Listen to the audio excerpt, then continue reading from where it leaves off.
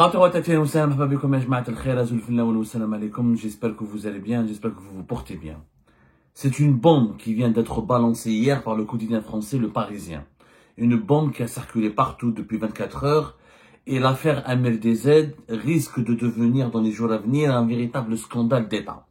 On n'a pas tous les détails sur ce scandale, on n'a pas tous les détails sur cette affaire, mais déjà les premiers éléments qui ont été révélés annonce d'ores et déjà une suite ou des suites, ou la suite des événements qui nous attendent dans les prochains mois risque de nous révéler les contours d'un véritable scandale d'État. Pourquoi? Qu'est-ce qui s'est passé? MLDZ, dans son affaire de kidnapping, le kidnapping de MLDZ, qui est resté une affaire mystérieuse, une affaire extrêmement sombre depuis fin avril 2024. Personne n'a cru à cette affaire. Pour être tout à fait sincère, moi-même, personnellement, j'avais émis des doutes. C'est pas possible qu'il y ait des gens qui se sont fait passer pour des policiers, ils ont kidnappé MLDZ. Ou MLDZ n'a jamais voulu s'exprimer sur cette affaire. Parce qu'il y avait une instruction, et cette instruction judiciaire et une grande enquête policière, finalement, ce n'est plus la police française, la police judiciaire classique, c'est une unité spéciale de la lutte contre le terrorisme, on appelle ça la section antiterroriste, de la brigade criminelle de Paris, en plus de la direction générale de la sécurité intérieure, des services secrets français. Ce sont ces deux unités des services secrets français, de la DGSI, service de renseignement intérieur, et ce qu'on appelle la SAT plus exactement, la section antiterroriste de la brigade criminelle de Paris, qui ont pris en charge ce dossier, et pendant une année, on est en avril 2025, pendant presque une année, on n'a plus aucune information, on n'a jamais eu d'information sur cette affaire. On pensait que ça s'est banalisé, on pensait que c'est une affaire d'agression entre voyous, quelque chose, une affaire privée, jusqu'à ce que, hier, le Parisien, le 9 avril 2024, sorte une bombe et révèle que les enquêteurs en charge de l'affaire d'MLDZ, donc qui relève de la DGSI française, service secret français, et de la brigade antiterroriste, et de la section antiterroriste de la brigade criminelle de Paris, qui est la brigade de police judiciaire parmi les plus puissantes, les plus outillées, les plus sophistiquées et les plus redoutables de la police judiciaire française, ont pu placer en garde à vue 4 personnes. 4 personnes impliquées dans une opération d'assassinat qui aurait été commanditée. Donc, on soupçonne, selon le Parisien, un diplomate algérien. Voilà, je répète ce que le Parisien a dit, pour être très précis, un projet d'assassinat potentiellement commandité par le régime du président Abdelmadjid Tebboune et visant un influenceur algérien, vient d'être mis au jour au terme de plusieurs mois d'investigation sensible menées par les enquêteurs de la section antiterroriste et de la brigade criminelle de Paris. Au moins 4 suspects ont été placés en garde à vue mardi 8 avril dans le cadre de cette enquête. Celle-ci a été ouverte par la justice pour de multiples infractions, des qualifications criminelles, enlèvement et séquestration, association de malfaiteurs, espionnage, intelligence avec une puissance étrangère en vue de susciter des actions hostiles. Alors moi, à la suite, je connais la journaliste qui a écrit cet article, je la connais très très bien. C'est une consoeur, une collègue française, avec laquelle j'ai l'habitude d'échanger sur les sujets de l'Algérie, etc. Je me suis entretenu avec elle hier pour essayer de comprendre les tenants et les aboutissants de son article et pour échanger nos informations. À partir du moment où la justice française a retenu le chef d'inculpation d'intelligence avec une puissance étrangère en vue de susciter des actions hostiles, c'est que les autorités judiciaires françaises et les services de sécurité français ont des éléments extrêmement concrets, extrêmement précis, qui affirment que la bande qui est derrière le kidnapping, la tentative de kidnapping d'MLDZ en avril 2024, a eu des contacts avec une partie du régime algérien. La justice française ne peut pas retenir un chef d'inculpation s'il n'y a pas des éléments matériels. Ils auraient pu se contenter de dire enlèvement et séquestration, association de malfaiteurs, espionnage. Non, ils ont rajouté intelligence avec une puissance. D'ailleurs, quand on parle d'espionnage, qui espionne? Ce sont des autorités étrangères, c'est une puissance étrangère. C'est des parties étrangères à la France qui ont espionné en France. Intelligence avec une puissance étrangère en vue de susciter des actions hostiles. C'est qu'il y a eu donc une complicité, une mise en contact entre 6 kidnappeurs et qui en sont à l'origine, qui ont voulu kidnapper et enlever MLDZ, et une puissance étrangère qui est visiblement l'Algérie. Maintenant, des explications s'imposent. Pour le moment, l'enquête suit son cours. La justice française ne s'est pas exprimée. Le parquet antiterroriste qui est en charge de ce dossier, parce que c'est le parquet antiterroriste selon nos informations, c'est le parquet antiterroriste ici à Paris, qui est en charge de ce dossier, n'a fait aucune communication là-dessus. Il n'y a pas eu de communication là-dessus.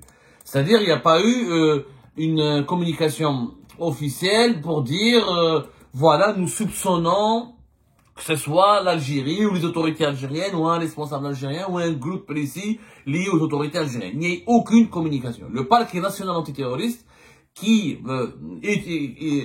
enquête, des juges de ce parquet enquêtent sur l'affaire MRDZ, pour le moment, n'a pris aucune position. Les services de sécurité en France ne s'expriment jamais. Il y a le secret d'instruction. Je sais, moi j'ai été agressé à Paris en août 2023. On m'a jamais dit ce qui se passe dans le dossier, on m'a jamais raconté, on m'avait appelé une fois pour dire voilà, à la fin de l'année 2023, pour dire voilà, on a arrêté l'agresseur, venez l'identifier, voilà, et venez l'identifier et venez l'affronter. C'est tout. Donc ils communiquent pas. Ils sont des gens, ici c'est très professionnel. Pour avoir des fuites de la part dans certains dossiers sensibles, et les services de sécurité français ne travaillent pas avec les journalistes étrangers. Il faut être un très bon journaliste français, il faut être bien placé au sein d'un grand journal comme le Parisien, Mediapart, le Figaro, Le Monde, Marianne, et les grands médias français pour pouvoir entretenir des liens avec des sources policières, des sources sécuritaires françaises. Les sources sécuritaires françaises parlent très rarement aux journalistes étrangers. Moi, j'ai fait des enquêtes ici en France sur des biens mal acquis ou sur des personnes ou sur un certain nombre de dossiers sensibles, etc. Il y a très peu d'enquêtes, il y a très peu de sources françaises qui acceptent de parler à des journalistes étrangers. Parce qu'il y a des codes ici, ils font pas confiance aux journalistes étrangers, surtout quand tu es réfugié politique comme moi, ils préfèrent parler à des confrères et des consoeurs françaises. Des confrères français, des consoeurs françaises.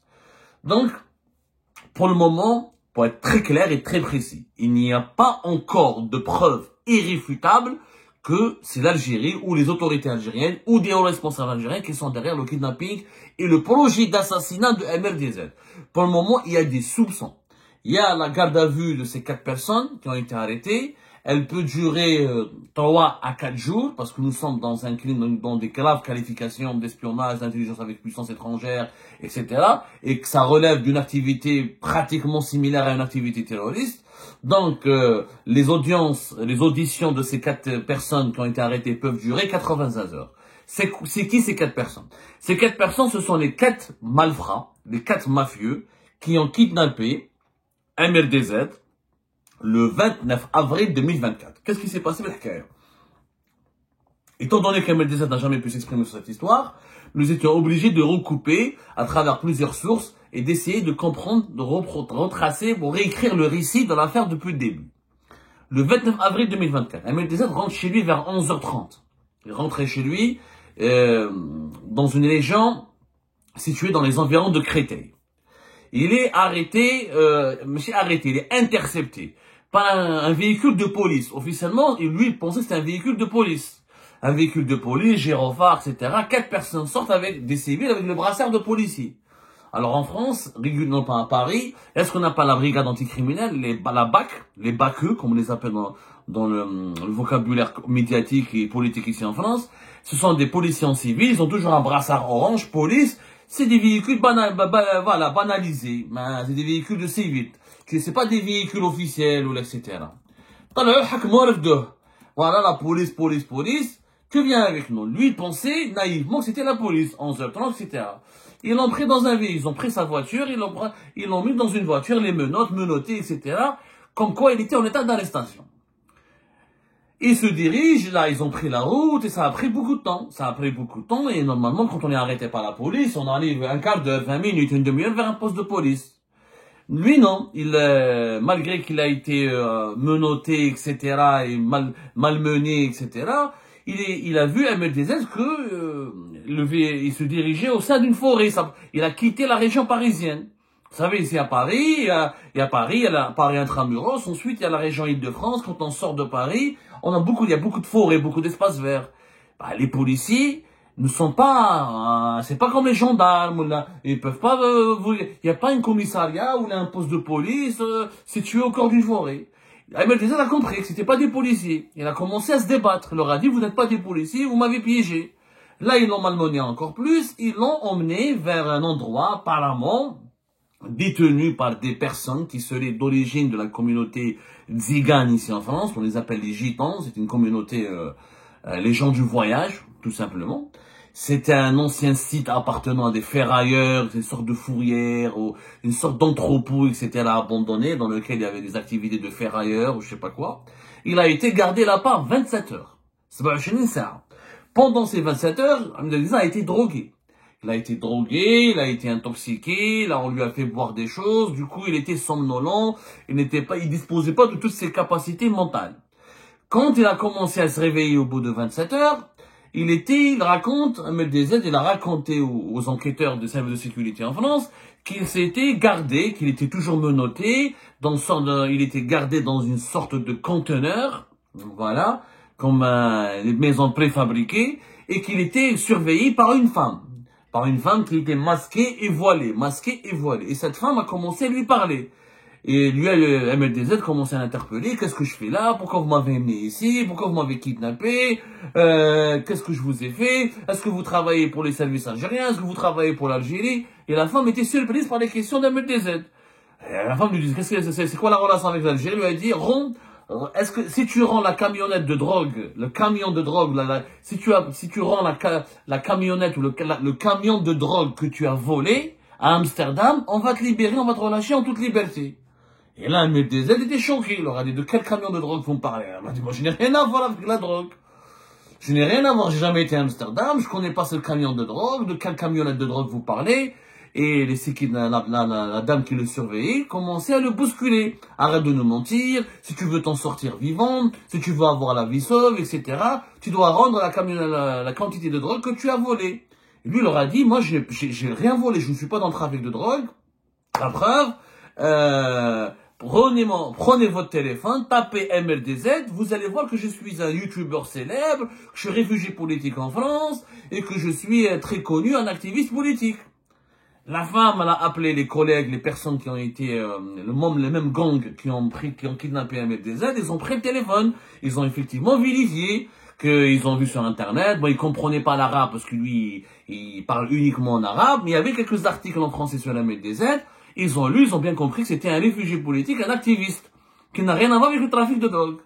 Là, ils ont commencé à paniquer. MLDZ, il a été intelligent, il leur a fait paniquer. Il leur a dit, écoutez, moi je suis une personne célèbre, les services secrets français vont venir vous chercher, ils sont certainement, ma femme a lancé l'alerte, ils vont me rechercher partout, je suis très célèbre, je sais pas qui vous a demandé de m'enlever, mais moi je n'ai rien à voir avec la drogue, on vous a manipulé.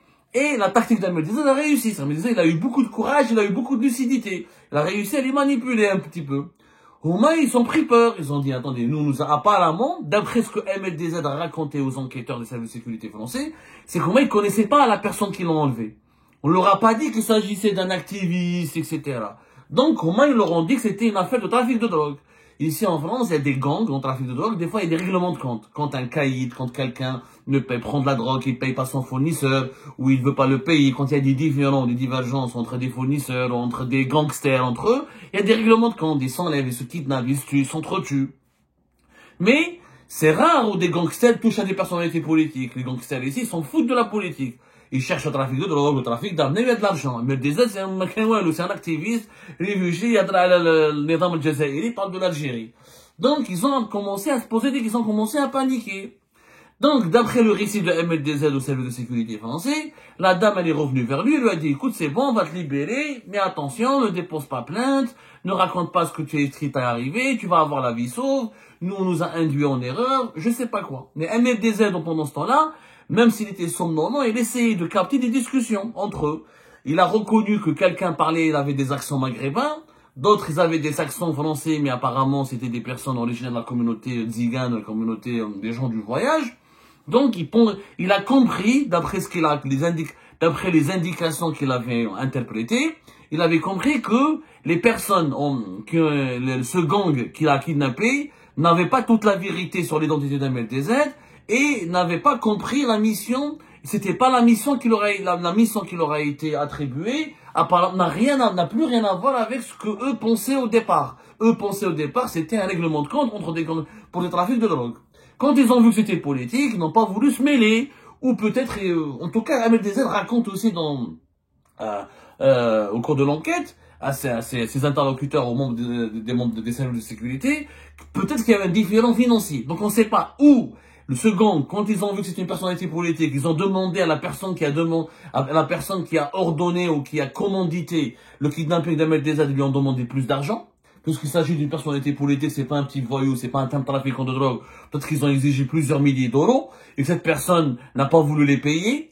Ou ils ont pris peur, ils ont dit, nous, ça c'est politique, on va avoir des problèmes avec l'État français. Et c'est pas la même chose que kidnapper un trafiquant de drogue et kidnapper un activiste politique, c'est pas la même affaire. Donc ils l'ont libéré. Quoi qu'il arrive, c'est une affaire extra. C'est un film. Oussra Ahmed Dezed, c'est un film. Moi au départ, j'y ai pas cru. Mais quand j'ai parlé avec mes collègues du Parisien, et quand bien avant l'article du Parisien, j'avais pas fait mon enquête et j'avais essayé de comprendre les sources les plus proches de ce dossier et les plus proches d'Ahmed Dezed pour comprendre ce qui s'est passé, les détails troublants, là, j'ai commencé à me poser des questions. Moi, à partir de quel moment j'ai commencé à me poser des questions? C'est que les personnes hindoues, vous allez voir, ils ont pris Ahmed Dezed, ils l'ont relâché à Ponto Combo. À Ponto-Combo, etc. Ponto-Combo, c'est dans la région, c'est dans le département de la Seine-et-Marne. C'est loin de Paris, c'est pratiquement loin de Paris. C'est une région, il y a beaucoup de forêts, beaucoup d'espace. Ils l'ont lâché en plein forêt, ils l'ont relâché en plein forêt. Après 27 heures de séquestration. Ils l'ont séquestré, ils l'ont relâché. Quand ils l'ont relâché, il était à bord il y avait 2 voitures. Ils lui ont dit, ils lui ont mis un masque, ils l'ont menotté. Ensuite, quand ils l'ont relâché, ils l'ont démenotté, etc. Ils l'ont jeté en plein forêt à 3 heures du matin. Entre 3 heures et 4 heures du matin.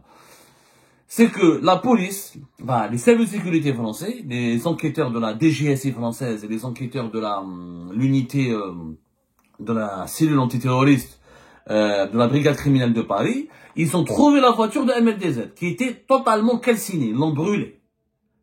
Donc là, c'est un élément matériel qui prouve qu'Ahmed Dezed n'a pas menti. Parce que sa voiture a été retrouvée et totalement calcinée. Donc ce sont les personnes qui l'ont kidnappé qui ont effacé toutes les traces. Les analyses qui ont été effectuées, les analyses du médecin légiste qui ont été effectuées sur Ahmed Dezed, ils ont permis d'identifier effectivement plus des doses élevées de drogue. Il a été réellement drogué. On a voulu vraiment le droguer pour qu'il soit pas conscient, pour qu'il ne soit pas éveillé, pour qu'il ne soit pas lucide. Donc là, c'est deuxième élément matériel. Et troisième élément matériel, c'est que les 4 personnes qui l'ont kidnappé ont été finalement identifiées et arrêtées par les services secrets français. Hakmouhum da djabouhum. Qui veut hakmouhum? Donc là, je suis pas dans le dossier. Mais en tout cas, eux, ils sont en France. Les services secrets et la police, il y a des services secrets, la DGSI française, elle est extrêmement forte. Ils ont des moyens technologiques extrêmement avancés et le territoire français est plein de caméras, puis les milieux des mafieux, des trafics sont très connus, tout le monde est fiché. Donc certainement ils les ont identifiés au bout d'une année, ils ont attendu de recueillir toutes les preuves matérielles possibles et avérées et irréfutables pour procéder à leur arrestation. Et les ont arrêtés. Et les ont placés en garde à vue.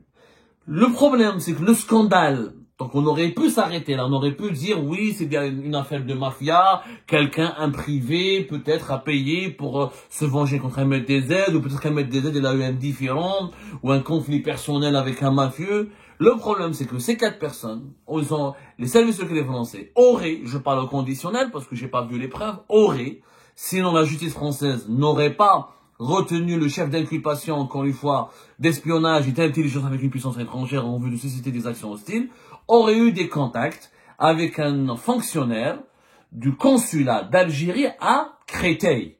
Le consulat d'Algérie à Créteil, c'est le même consulat, c'est un responsable, c'est un diplomate qui avait le rang de diplomate, mais c'était pas un diplomate, c'était un officier des services secrets algériens. C'est lui qui est, il y a un diplomate, c'est le même diplomate, je dis bien le même diplomate qui est soupçonné dans l'affaire, qui est accusé, même pas soupçonné, parce qu'on a vraiment accusé des éléments matériels, dans l'affaire de l'espionnage de Bercy. Rappelez-vous, à la fin de l'année, le 12 mars 2025, on avait révélé l'arrestation par la DGSI française, les services secrets français, le renseignement intérieur français, ont procédé à l'arrestation d'un fonctionnaire franco-algérien qui travaillait au ministère de l'économie et des finances On appelle Bercy. Bercy parce qu'il est situé dans une zone de Paris qu'on appelle Bercy. C'est un grand ministère. Le siège, c'est un immense, on dirait un bateau tout à côté de la Seine. C'est pas très loin de la gare de Lyon. Pour vous permettre, pour vulgariser un peu l'information, pour que vous puissiez comprendre pourquoi on parle de Bercy.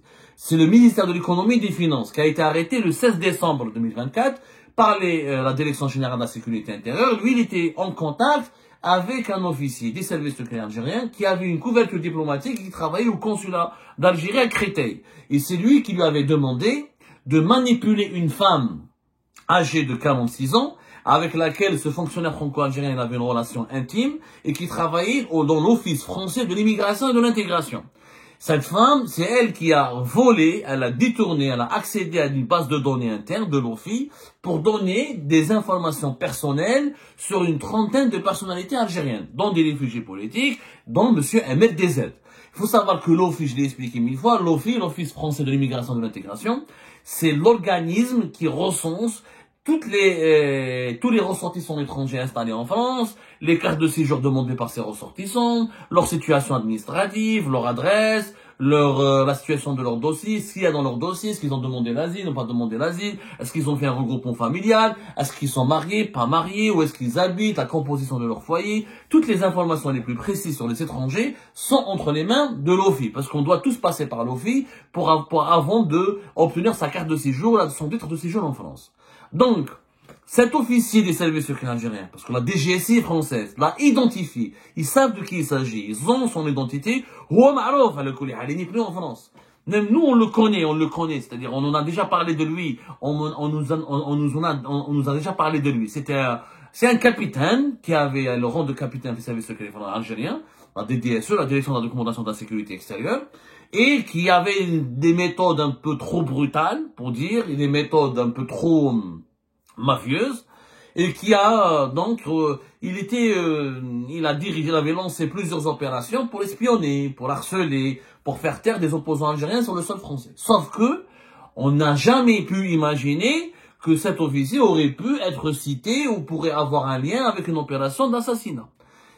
D'après les sources qui ont parlé aux Parisiens, c'est ce diplomate qui serait, il n'y a pas de preuve, je parle au conditionnel encore une fois, parce que le dossier est dans les mains de la justice française. Pour le moment, il y a des soupçons.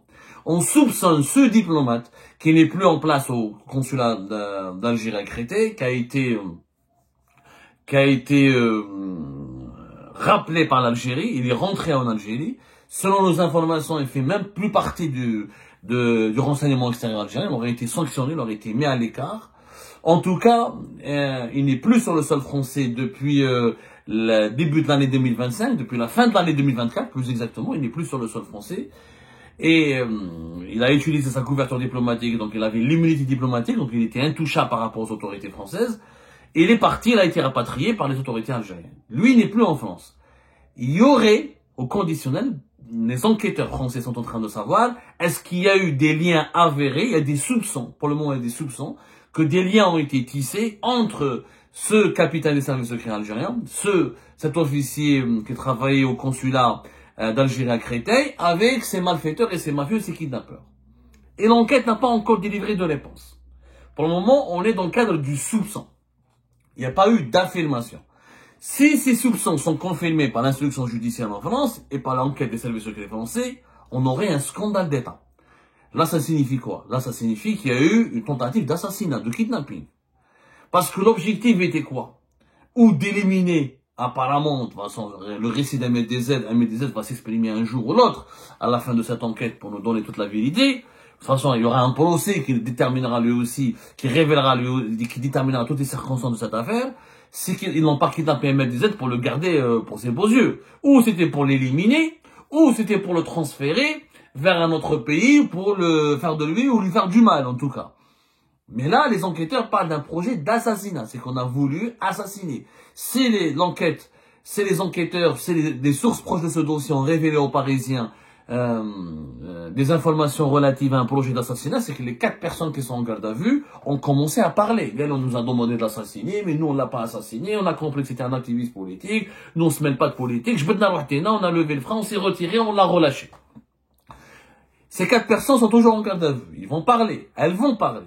Si ces 4 personnes nous mènent, c'est leur piste, c'est leur témoignage va mener vers un officiel algérien, ce serait une catastrophe pour l'Algérie. Catastrophe. Parce que là, la justice française pourrait faire un mandat d'arrêt international contre des potentiels officiers algériens ou des responsables algériens. Là, l'État algérien pourrait être gravement discrédité. S'il est mis en cause, ici encore, il n'y a pas d'affirmation pour le moment. On ne peut pas l'affirmer à cœur ouvert. On ne peut pas le dire, oui, c'est officiel, l'Algérie, c'est les autorités algériennes qui ont commandité l'assassinat de Ahmed DZ.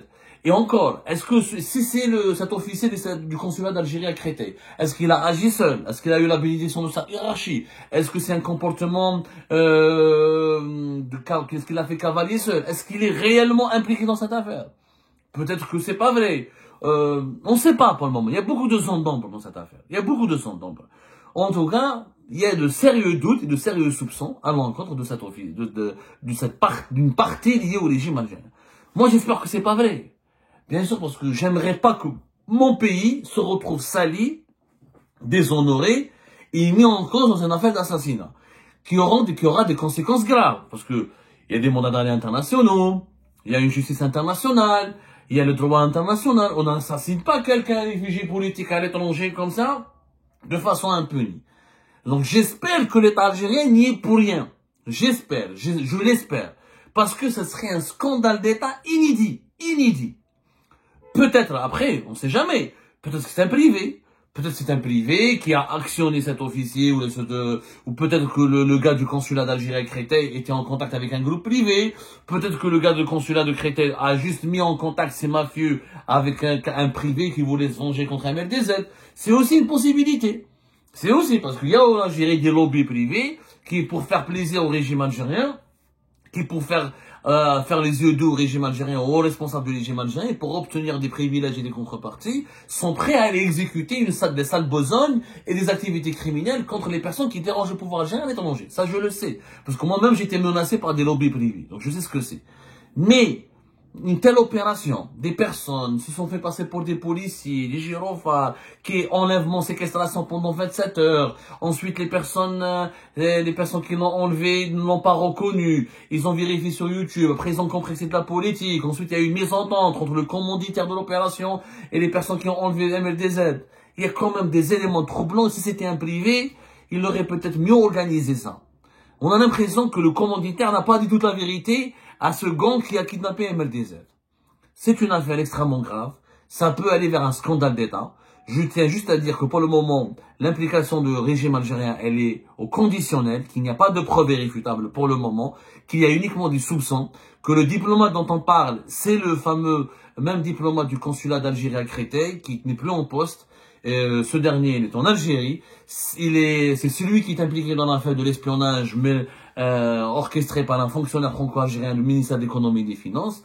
Maintenant, il n'y a que des questions. Il n'y a pas encore de réponse définitive. L'instruction judiciaire est en cours. L'enquête est toujours en cours. Et soyez sûrs d'une chose, ici en France, on ne peut pas mettre en cause une quelconque partie s'il n'y a pas d'élément matériel qui le prouve. Là, il n'y a pas de justice de téléphone, il n'y a pas de la police de téléphone, il n'y a pas les services secrets du téléphone. Tout est sous enquête, tout est avec des éléments matériels. On espère que l'État algérien ne soit pas mêlé à cette grave affaire, parce que ce serait un cas inédit, et ce sera pas un cas inédit. Il y a eu l'affaire Halim Sili par même dans l'histoire. C'est pas la première fois que le régime algérien voudrait tuer un opposant. Mais ça fait très longtemps que le régime algérien n'a pas recouru à de telles pratiques mafieuses et criminelles. On espère que l'État algérien ne sortira pas de cette affaire extrêmement salie. Et on attend la vérité, rien que la vérité. Nous, on n'a pas envie de politiser cette affaire. On ne veut pas la politiser. Heureusement, alhamdoulilah, heureusement que MLDZ n'a pas été touché, que son intégrité physique a été préservée. On lui souhaite que du bien et on lui souhaite une longue vie et j'espère qu'il va se rétablir parce que c'est un traumatisme énorme pour lui. Et là, je comprends pourquoi il ne fait plus de vidéos, qu'il ne peut plus faire de vidéos. Et nous souhaitons bien du courage aux enquêteurs qui sont en charge de cette affaire. Et nous espérons qu'ils vont nous révéler rien que la vérité, afin que ce genre de scénario extrêmement grave et ce genre de crime crapuleux ne puisse plus jamais se reproduire, parce que quand on est opposant, ou quand on est réfractaire à un régime politique, on ne mérite pas d'être enlevé, d'être séquestré, d'être menacé, parce qu'on n'a rien fait de mal, on ne défend que des opinions, que des idées, qu'une cause qui est noble.